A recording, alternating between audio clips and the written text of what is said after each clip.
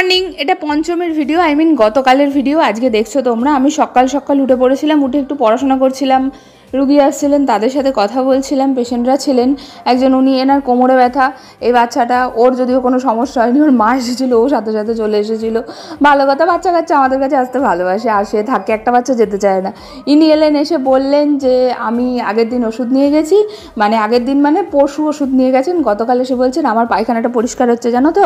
আলাম আচ্ছা, খুব ভালো কথা, খাও ওষুধ। তারপর আমি অনলাইনে একটা ইনফার্টিলিটি কেসের কেস টেকিং করলাম। দেখো, অনলাইন তো আর বন্ধ হয় না, আমি যেখানেই থাকি না কেন।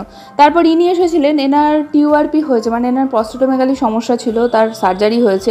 কিন্তু ঘটনাটা সেটা হচ্ছে তারপরে আবার ওনার সমস্যা শুরু হলো, 1 বছরও হয়নি। এবার ওনাকে বলেছে আবার সার্জারি করতে, উনি ভয়ে চলে এসছেন যে না বাবা ঠিক আছে। এইসব করতে করতে অনেক রাত হয়ে গেছিলো। যখন ইনি বেরোলেন তখন আমি দেখলাম পুরো সব দোকান বন্ধ। বাই।